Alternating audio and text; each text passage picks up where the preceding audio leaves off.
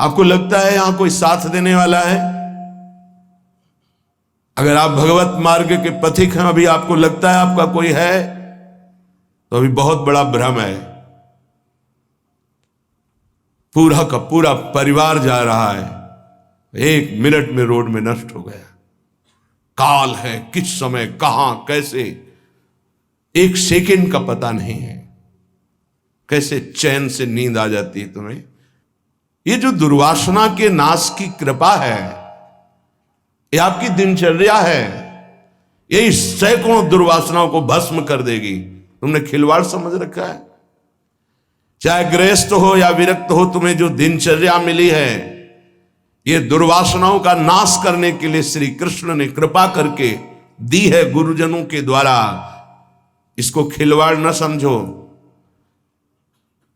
प्रभु का प्रिय, गुरु का प्रिय वही होता है जो दिनचर्या में मिनट भर विलंब नहीं करता। ये गुरु कृपा है कि आपको डांट लगती है, आपको वचन सुनने को मिलते हैं, आप उसको स्वीकार कीजिए। ये मन की, ये दुर्वासना की वृत्ति को हटाइए। सुविधा भोगी बनने वाला कभी सच्चिदानंद का साक्षात्कार नहीं कर सकता। जानबूझ करके सुविधाओं का त्याग होता है, सुविधाओं में रहते हुए, और परमात्मा प्राप्ति की विकलता प्रकट की जाती है। समझ में नहीं आता। राग द्वेष की वृत्तियां, शरीर विलासिता की वृत्तियां, खाने पीने की वृत्तियां, सुख भोगने की वृत्तियां कितने दिन चलेंगी? मरना है, मरोगे। ये शरीर नाशवान, आज नहीं तो कल मरोगे। प्रार्थना मान लीजिए। तपलोक और महालोक, जनलोक में सब सिद्ध जन निवास कर रहे हैं, जो सृष्टि में प्रकट होते हैं और सृष्टि के बाद लय होते हैं। उनको एक बात का दुख पाया गया, संतों को, कि इस महान मानव देह में आकर के भी तुम भगवत प्राप्ति से वंचित हो। तुम्हें नींद कैसी ऐसी आ जाती है कि तुम्हारा भजन, तुम्हारी दिनचर्या, तुम्हारा साधन पथ रुक रहा है और तुम्हें चैन से सोना आ रहा है। तुम उपासक हो। ये जीवन हमारा प्रभु के लिए। अगर नहीं समझ पा रहे हो तो आखिरी बात समझ लो, कोई समझाने वाला तुम्हें नहीं है, कोई समझाने वाला नहीं। सिर्फ तुम्हें बर्बाद करने वाला मिल सकता है, समझा कर उठाने वाला हरि या हरि का पार्षद मिल सकता है, और नहीं मिल सकता। तुमसे मित्रता करके तुम्हारी वासनाओं को बढ़ाकर तुम्हारे चित्त को विक्षेप में भर देना, ये संसार के हर व्यक्ति वस्तु स्थान का प्रभाव है। तुम्हार सेवक असुरारी, 2 ही केवल बचा सकते हैं, भगवान और भगवान के भक्त। उनकी हर चेष्टा तुम्हारे चित्त को भगवदाकार बनाने के लिए है। कृष्ण कृपा का सीधा फल है साधु संग। हरिराम व्यास जी, गोस्वामी तुलसीदास जी, बड़े बड़े महापुरुष कहते हैं, कोई फर्क नहीं। कैसे मनुष्य शरीर को तुमने प्राप्त करके नाश करने की ठान ली है कि हम जो मन आएगा सो करेंगे। यहां बैठने मात्र से भगवत प्राप्ति है। क्यों? यहां खास बात, श्रीधाम वृंदावन यमुना का पावन पुलिन, और कोई मिनट ऐसा नहीं जहां यहां भगवत चर्चा ना हो रही हो, भगवत गुणगान ना हो रहा हो, भगवत नाम कीर्तन ना हो रहा हो। नाम कीर्तन चलता है, वाणी कीर्तन चलता है, गुण कीर्तन चलता है। दूसरी बात, हमारी दृष्टि रहती है, हमारी प्रियजू की दृष्टि रहती है कि ये जन विराजमान है। एक दिनचर्या है, एक समय है। माकृष्य शर्वतीदम शुभलेन कृष्ण, हे कृष्ण मेरी इन दुर्वासनाओं को नष्ट कर दो। फिर प्रार्थना करता हूं सब उपासक उपासिकाओं से, गृहस्थ विरक्तों से, यदि आप हमारी श्री जी से जुड़े हैं तो आज्ञा पर ध्यान दीजिए। अगर आज्ञा पर ध्यान नहीं देते तो माया तुम पर ध्यान रख देगी, और उसके ध्यान रखने का मतलब है बैठे बैठे जलोगे, जैसे अंगार पर जला जाता है ऐसे जलोगे। दुर्वासना तुम्हें जला देगी, तुम्हें पता नहीं है।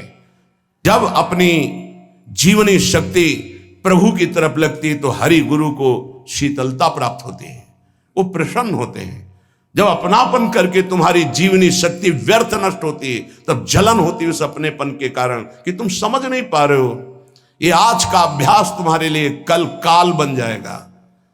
गलत अभ्यास तुम्हारे लिए कल ये प्रमाद बन जाएगा। प्रमाद ही मृत्यु है, शास्त्रों में वर्णन है। जो अप्रमादी है, प्रमाद रहित है, वही भगवत तत्व को जो भगवत तत्व को प्राप्त कर लेता वही निर्विकार स्थिति में परमानंद में डूबता है। माना हम लड़खड़ा रहे हैं लेकिन चल रहे हैं अपने रास्ते पे, रास्ता ही नहीं। उपासक को इस बात पर सदैव सावधान रहना पड़ेगा। अगर हम अपनी इच्छाओं का मर्दन नहीं कर सके, अपने गुरु की आज्ञा पर नहीं चल सके, अपने शास्त्र आज्ञा पर नहीं चल सके, तो मुझे लगता है कि आगे चल करके आपका जीवन बड़ा संकटपूर्ण रहेगा। संकटपूर्ण, ये विकार आपको रौंद देंगे।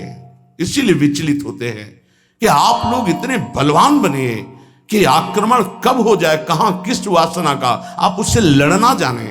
आपके अंदर युक्तियां होनी चाहिए। आप हमारे भगवत पार्षद हैं, श्री जी के जन हैं, आपके अंदर युक्ति होनी चाहिए। गुरु की प्रकट उपस्थिति में युक्तियों की, कलाओं की आपके अंदर वृत्तियां जानी चाहिए कि कभी किसी विकार का आक्रमण हो तो कैसे बचा जाता है, कैसे हमारे को इस माया पर विजय प्राप्त करना है, कैसे विषम परिस्थितियों में अपने चित्त को डूबने ना पाए बचाया जाए, यह संतों से सीखा जाता है। कैसी पार्थिव दृष्टि है कि शरीर सुख के लिए सोना, जागना, खाना, पीना, बस यही हम सुख मानते हैं। नहीं भाई, ये सुख तो बहुत जन्म भोग लिए। इस जन्म में एक नियत समय रखिए, एक अल्पाहार की सीमा रखिए, एक भोजन का समय रखिए, एक अपनी दिनचर्या का समय होना चाहिए। ये नहीं आज मनाया 2 बजे पा लिया, फिर मनाया 5 बजे पा लिया, मनाया 3 बजे से 8 बजे रात्रि तक सो रहे, 8 बजे से 4 बजे तक जग रहे। ऐसी दिनचर्या नहीं होती, कभी ऐसी नहीं। दिन बाई चांस कभी कोई सेवा में समय लग गया हो, बात अलग है, ऐसी दिनचर्या नहीं होती।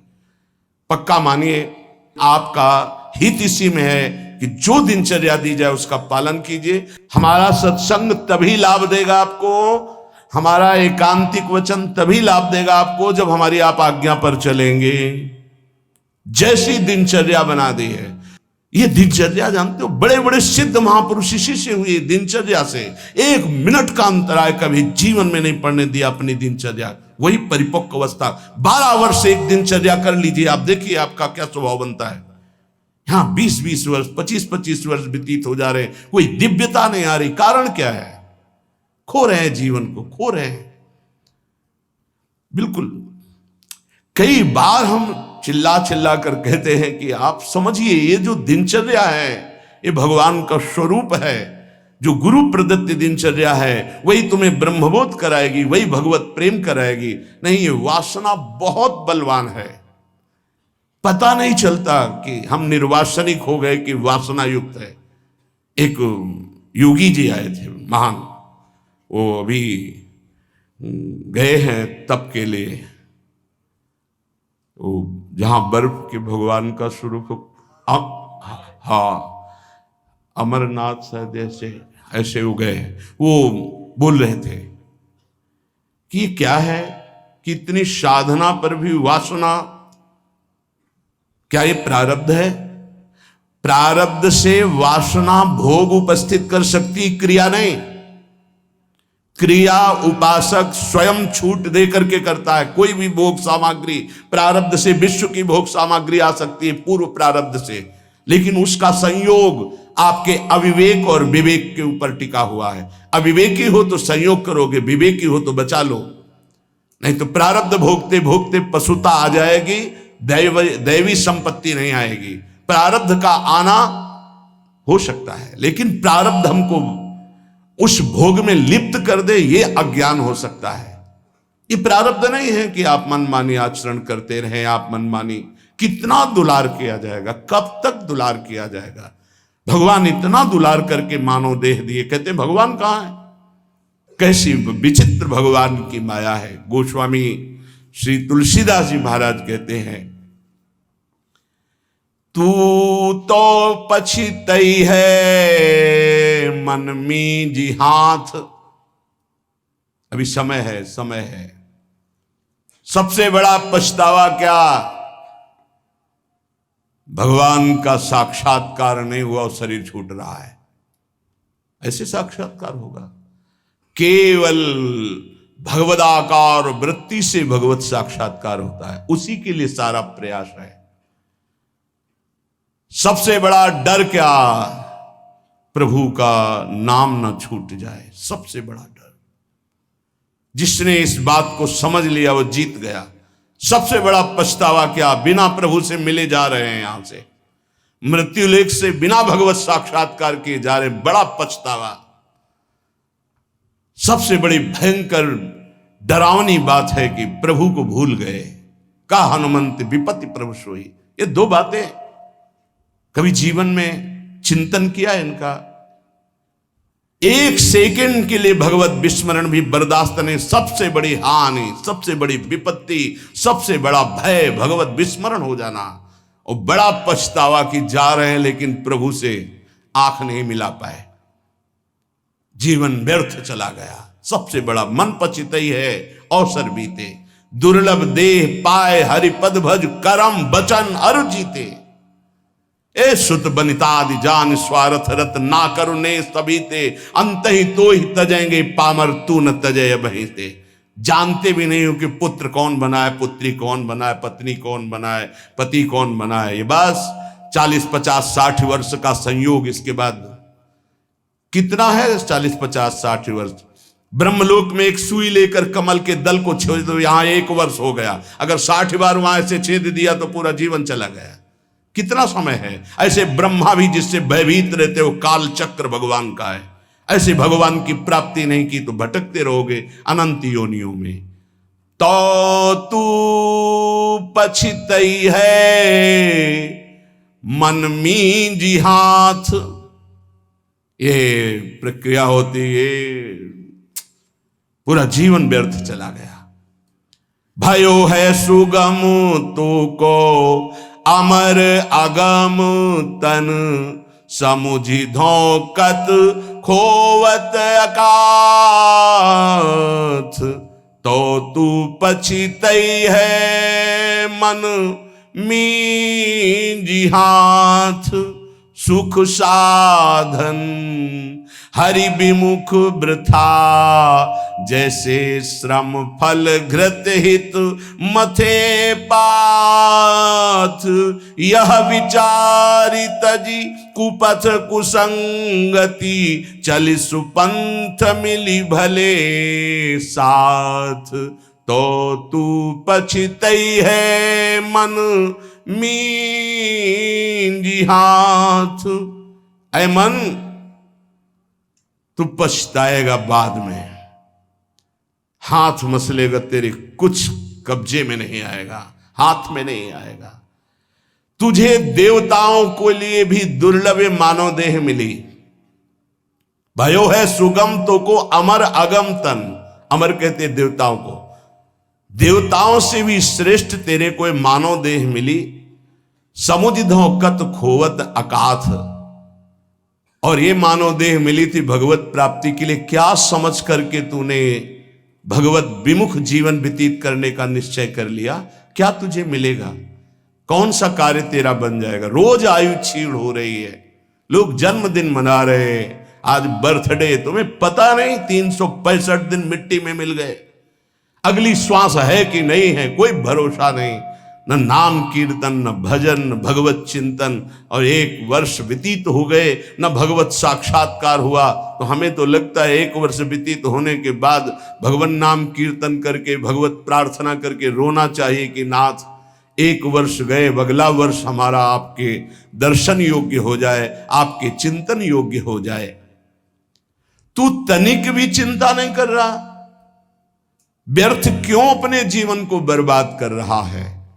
जहां नाम जप नहीं है, भगवत समर्पण कर्म नहीं है, आज्ञा का पालन नहीं है, तो खिलवाड़ आप अपने जीवन से स्वयं कर रहे हैं। सुख साधन ये बहुत बड़ा साप है। हमारी बात समझ में नहीं आएगी, लेकिन आपसे प्रार्थना करते हैं, जो साधक सुख सुविधा से भजन करना चाहता है वो भूल जाए कि वो भजन करेगा, भगवत प्राप्ति करेगा। दुख और असुविधा भगवत प्राप्ति के मार्ग पर ऊपर चढ़ाती है। सुख और सुविधाओं का भोक्ता कभी भजनानंदी नहीं हो सकता, कभी नहीं। हाँ, वृत्ति भगवदाकार हो गई, अब उसे सिंहासन में बैठाला जाए, महलों में रखा जाए, कोई फर्क नहीं पड़ने वाला। महलों में रखो चाहे झोपड़ी में वास दो, एक स्थिति होती है। अगर भगवदाकार वृत्ति करनी है तो एक सीमा में अपने जीवन को बांध ले। इतना आहार, ऐसे शयन, ऐसे अपने जीवन को बांध। विश्व में किसी भोगों की कमी नहीं है। जब तक भगवदाकार वृत्ति न हो तब तक सुख सुविधाओं को नहीं। घूम शयन वलकल वसन, जैसे शास्त्रों में वर्णन आता, तो चलो वलकल वसन की जगह कौपीनवंता खलु भाग्यवंता, मार्किन की कौपीन, मार्किन नीचे वसंग ढकने के लिए, आहार के लिए अल्पाहार, रात दिन भजन, भूमि शयन, जमीन में आसन लगा, चटाई बिछी। 50 साधक ऐसे हैं, उनके कमरे में जाओ तो कुछ है ही नहीं, एक चटाई बिछी हुई बस, एक अचला लंगोटी टंगी बस, वो भी तो साधक है। आहार जो श्री जी के द्वारा प्रदान हुआ आकाश वृत्ति से आता है। आकाश वृत्ति परम पवित्र निर्मल, जैसे आकाश का जल निर्मल होता है, ऐसे आकाश वृत्ति जो आ गया उसी से भरण पोषण हो रहा। याचना नहीं, संकेत नहीं, जो प्रारब्धवशात श्री जी की कृपा से आ गया उसको अपने उदर में डाला। राधा राधा राधा हमारा लक्ष्य है, मरना। जीवित मर जाए उलट आप में समाये, यह दिलगिरी है। ये झांसे में मत पड़ो माया के, ये खा लो, ये पी लो, ये सो लो, ऐसा गद्दा, ऐसी कंबल, ऐसा स्वेटर, ये सुख सुविधाएं अभी नहीं, फिर बाद में जोई जोई प्यारो करे सोई मोई भावे। अभी जो आज्ञा है उसके अनुसार चलेंगे। क्या नहीं देने की चेष्टा की राका बाका जी को ठाकुर जी ने? नहीं चाहिए, आपका दिया हुआ भी नहीं चाहिए, आप चाहिए, सिर्फ आप चाहिए। चलो हमारी वैसी स्थिति नहीं है तो जितने से हमारे प्राणों का पोषण होता, शरीर निर्वाह होता, बस। कह रहे सुख साधन हरि विमुख, दो भाव। यदि हरि से विमुख हो तो सुख साधन तुम्हें जलाएंगे, चिंता शोक भय प्रदान करेंगे। दूसरा भाव, ये सुख साधन तुम्हें हरि से विमुख कर देंगे। सुख साधन हरि विमुख, दो भाव हैं इसके। अगर हरि विमुख हो, सुख साधन है तो जलते रहोगे, चिंता भय शोक मृत्यु इससे बच नहीं पाओगे। और अगर सुख साधन के भोक्ता हो तो हरि विमुख हो जाओगे, भजन में रुचि नहीं रह जाएगी।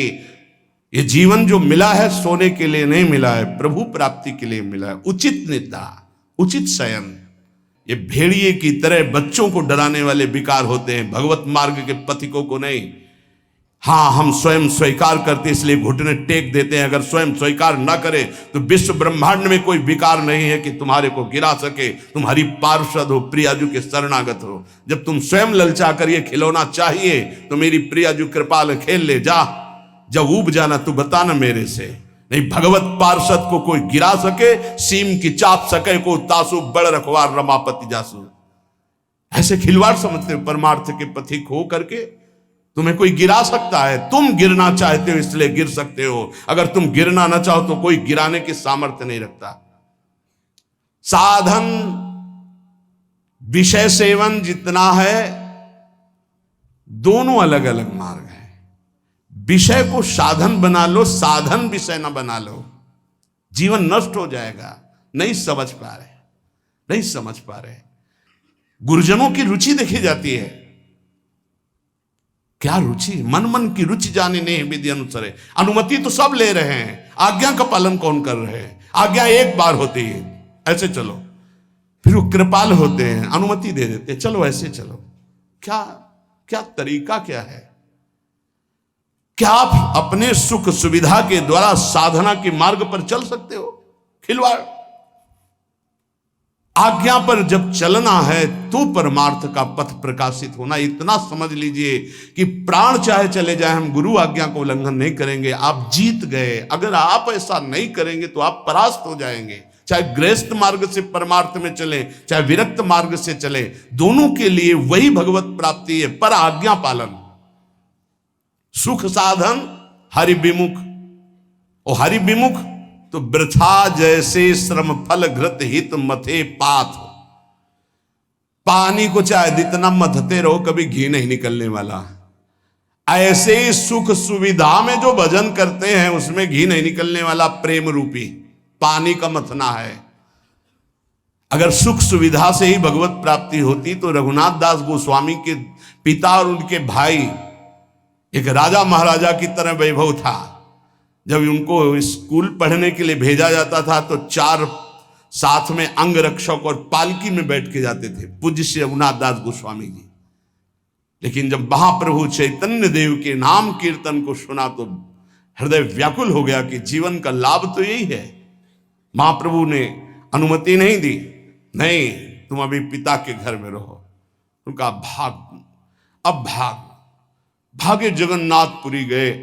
महाप्रभु के समय भूख प्यास सब सहते हुए पिता को जब पता चला कि अब वो नहीं आएंगे तो वैभव भेजने लगे। रसोईया सब सेवक, कोई सेवा स्वीकार नहीं की और जगन्नाथ जी के गेट में खड़े होकर जो भिक्षुकों को मिलता वो पाते। ये हम प्रभु के लिए निकले हैं, प्रभु के लिए हम तड़पे, कभी रोए, कभी कुछ समझ में आवे कि भगवान के लिए, प्रियाजू के लिए आपके हृदय में कुछ है तब तो। नहीं तो हृदय जलता है कि कुछ मतलब नहीं प्रियालाल से, उनकी चाह ही नहीं है तुम्हारे अंदर। तुम में है कि तुम भजन बढ़ जाए, प्रियाजू के लिए रोना बढ़ जाए, प्रभु के लिए प्राण समर्पित हो जाए। ए भाई, ये है जीवन का लाभ, ये है साधन सुख हरि विमुख वृथा जैसे श्रम फल घृत हित मथे पाथ। पानी मथरो जीवन भर तो एक बूंद घी नहीं निकलेगा। ऐसे सुख सुविधा का भोगी मानता है कि मैं साधन कर रहा हूं, जीवन में कभी प्रेम घृत या ब्रह्मबोध घी नहीं निकलने वाला।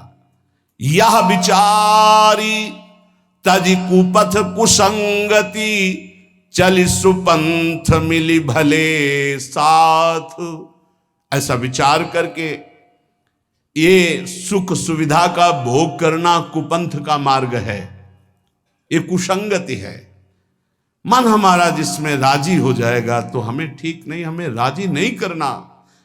ये जब राजी नहीं होगा भोगों में तब प्रभु की तरफ बढ़ेगा, तब ये चिल्ला चिल्ला कर रोएगा, नाथ अब स्वीकार कर लो, मेरा कोई नहीं, मैं कुछ भी नहीं, अब स्वीकार कर लो प्रभु।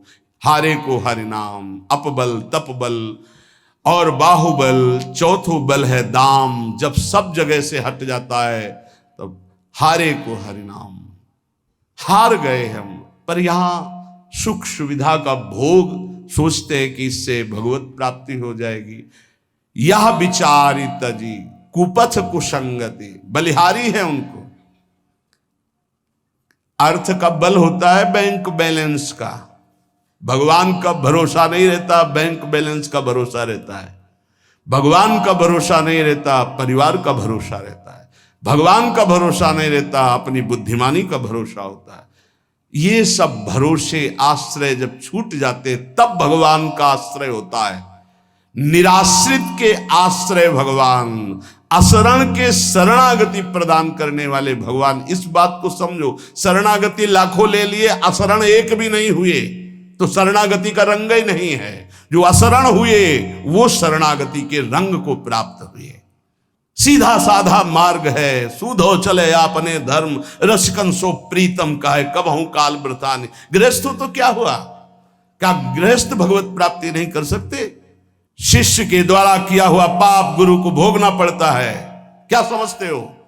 यदि गुरु की आज्ञा का उल्लंघन करे तो समाज में गुरु को कह देना चाहिए मैंने तुम्हारा त्याग किया, तो बच जाएगा। अगर स्वीकार करता है तो शिष्य के द्वारा किया हुआ अपराध गुरु को भोगना पड़ता है। सो गुरु घोर नरक मा परे। इसीलिए जो सुलझे हुए महापुरुष होते हैं वो कभी शिष्य बुलाने की चेष्टा नहीं करते। कलिकाल है, उनको इससे मतलब नहीं हो। जैसे और पति पत्नी भाई रिश्तेदार नातेदार ऐसे एक संबंध और मान लिया गुरु, उनको ये मतलब नहीं कि मतलब क्या है। अरे कभी विचार करते हो कि तुम जो आचरण करते हो इसका हिसाब गुरुदेव के पास जाएगा, उनको भोगना पड़ेगा। क्या अपराध किया है गुरुदेव ने जो तुम उनको दंड देने के लिए उद्यत हो चुके हो? यह विचारी तज कुपथ कुसंगति चल सुपंथ मिली भले साथ। भले कौन है? राधा वल्लभ भजत भज भली भली सब होए। जो राधा वल्लभ प्रिया प्रीतम श्यामा श्याम हरि का भजन करते हैं भले हैं। इन्हीं भले का संग करो। अपने मन का जो कुपंथ में चलाने वाला है, ऐसे व्यक्ति का जो कुपंथ में चलाने वाला है, ऐसा संग त्याग दे। अंदर और बाहर दोनों कुसंग होता है। यह विचार तज कुपथ कुसंगति, चल सुपंथ मिली भले साथ, नहीं तो तू पछतई है मन मींजी हाथ, बाद में तुझे पछताना पड़ेगा। संसारी पुरुष का लक्षण है वो शरीर संबंधी भोग, शरीर संबंधी रिश्ते नाते, इन्हीं के चिंतन और विलास में अपना समय नष्ट करता है। उपासक का लक्षण है एक क्षण भी भगवदाकार वृत्ति से हटकर संसार का चिंतन न होने देना। संसार की तो बात जाने दो, अन्य साधनों में भी रति न होना। अपने आराध्य देव संबंधी उपासना के जो अंग हैं, नाम जप, नाम कीर्तन, वाणी गायन, वाणी श्रवण, श्रीअंग सेवा, समाज की भगवत भाव से सेवा, लीला चिंतन, ये हमारी उपासना का स्वरूप है। इसी से हमें भाव देह की प्राप्ति होती है। जब अभ्यास के द्वारा इन भक्ति के प्रेम लक्षणा, भक्ति का जो विशेष स्वरूप है उज्जवल प्रेम रस, तो इसी से प्राप्त होता है। जो उपासक अन्य साधनाओं की तरफ वृत्ति ले जाता है, राई के सम चलत ही होत और की ओर। थोड़ा राई बहुत छोटा दाना होता है, अगर थोड़ा भी साधन में मिलावट हो जाए तो उपासना के उपास्य देव के रस में बाधा खड़ी हो जाएगी। ये उपासक बहुत ध्यान से समझ ले। अपनी उपासना जो गुरुदेव के द्वारा प्राप्त हुई है, राई भर भी यदि कोई मिलावट हो गई तो उपासना बाधित हो जाएगी। अब या में मिलौनी मिले न कछु, जब खेलत रास सदा बन में। यदि वृंदावन का आश्रय है, वास है, उपासना है, तो या में मिलौनी मिले न कछु, इसमें मिलौनी नहीं मिलनी चाहिए।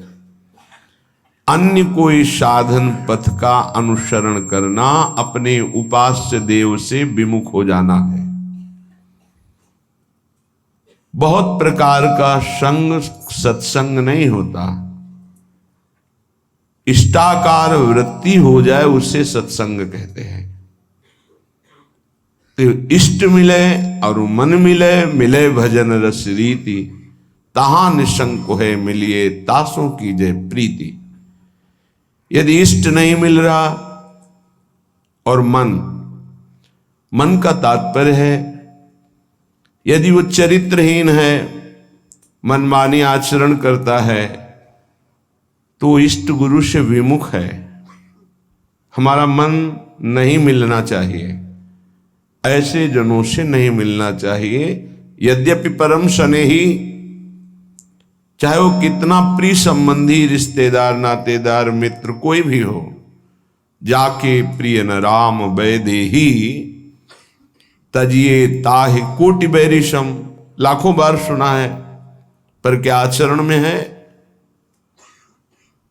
हमारे हृदय में ये बात बैठ जानी चाहिए कि जरा सा कुसंग हमारी उपासना के रंग में बाधा पहुंचा देगा। एक ड्रम दूध हो और एक खटाई की फांक छोड़ दो, सब फट जाएगा। उपासना दुग्ध जैसी निर्मल, पौष्टिक, स्वादिष्ट, पवित्र, स्वरूप बोध कराने वाली, जरा सा कुसंग हो जाए फट जाएगी। उपासना की वृत्ति हट जाएगी, जो भाव का स्वरूप बन रहा था वो फट जाएगा। जैसे एक खटाई की फांक पड़ते ही एक ड्रम दूध पूरा फट जाएगा। ऐसे कपट व्यवहार करने वाले, ऐसे भगवद विमुख आचरण करने वाले कुसंगी जनों को मन कभी नहीं देना चाहिए। अगर हम मन देंगे तो हमारा मन उपासना से हट जाएगा। साधना की बड़ी सूक्ष्म वृत्ति होती है। कभी कभी मन प्रभु में नहीं लगता तो उपासक को उबने की जरूरत नहीं है, धैर्य की जरूरत है उस समय कि उसका मन किसी विषय में विषयाकार ना होने लगे। किसी व्यक्ति के संग की लालसा हो जाए कि अब भजन में मन नहीं लगता, चलो उसके पास बैठते हैं, तो वो गुण दोष से युक्त अंतःकरण वाला गुण दोष का वर्णन करके हमारे हृदय में राग द्वेष की वृत्ति को पुष्ट करेगा। कोई रागात्मक बात करेगा या द्वेषात्मक बात करेगा। इसलिए गाहे न दूजी चाल। अगर हमारा भजन नहीं हो रहा तो हमको शांत गंभीर रहना है। कोई ऐसा कुसंग न हो जाए वृत्ति का, व्यक्ति का, कि ये भजन ना होने की वृत्ति लंबी खिंच जाए। अगर आप गंभीर रहे, धैर्यवान रहे तो भजन चल पड़ेगा। कभी थोड़ा भजन होता है, कभी बहुत भजन में मन लगता है, पर धैर्य नहीं छोड़ना चाहिए। दूसरी बात स्वीकार नहीं करनी चाहिए उपासक को। कोई ऐसा नहीं है जो हमारी वृत्ति को बदल सके। यदि नाम चल रहा है, अगर नाम भी नहीं चल रहा तो हमें धैर्यपूर्वक उस समय, भले सो जाए, एकांत हो जाए, उस समय काट लेना चाहिए। उस समय वृत्ति आई है। और चतुर उपासक तो जबरदस्ती वाणी गायन शुरू कर दिया, सत्संग शुरू कर दिया, जिससे हमारा चिंतन बदल जाए। पर कुसंग नहीं। मन नहीं लग रहा तो चलो अमुक व्यक्ति के पास बैठकर प्रपंच करते हैं, बातचीत करते हैं। वो राग द्वेष की वृत्ति भर देगा। बिल्कुल हटना चाहिए उपासक को।